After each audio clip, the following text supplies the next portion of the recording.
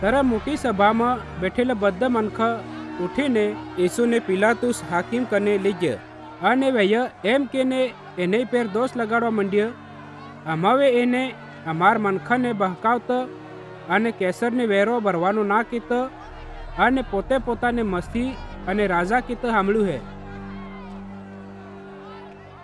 પિલાતુસ હાકીમે યીશુને પૂછ્યું, હું તો યહૂદી મનખાનો રાજા હે? એને જવાબ આલ્યો, તો પોતે જ કહી રહ્યો હે. ત્યારે પિલાતુસી મુખી યાજક અને મનખાને કીધું, હું એના માણસમાં કઈ દોષ નહીં બાળતો. પણ વહીએ વધારે જોર દઈને કહેવા માંડ્યો, ઈયો ગલીલ પરદેશથી લઈને આ તક કે આખા યહૂદિયા પરદેશમાં ભાષણ આલે ને મનખાને બહકાવે હે. ઈયુ સાંભળીને પિલાતુસે પૂછ્યું, હું આ માણસ ગલીલ પરદેશનો હે? અને ઈયુ જાણીને કે યો ઈસુ હેરોદેસ રાજાને રાજ કરવાના ઇલાકાનો હે, એને હેરોદેસ કને મોકલી દીધો, કેમ કે એના ટાઈમમાં વહ્યો હતો યરુશલેમ શહેરમાં હતો. હેરોદેસ રાજા ઈસુને બાળીને ઘણો ખુશ થયો, કેમ કે વહ્યો ઘણા દાડાનો એને બાળવા માંગતો હતો.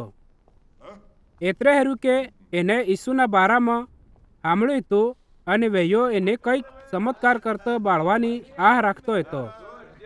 વહ્યો એને ઘણી બધી વાતે પૂછતો રહ્યો, પણ ઈસુએ એને કંઈ જ જવાબ આલ્યો.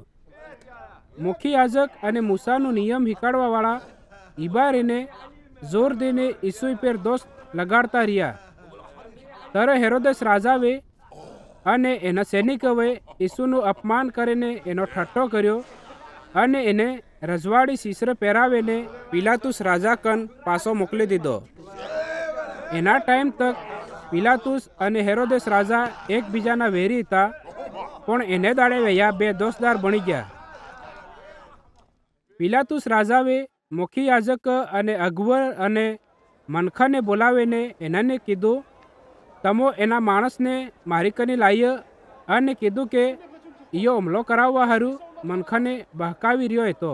અને બાળો, મેં તમારી સામે એની જાંચ કરી, પણ જેની વાતની તમો એની ગલતી કાઢો હે, એની વાતની મને એનેમાં કંઈ જ ગલતી નહીં મળી.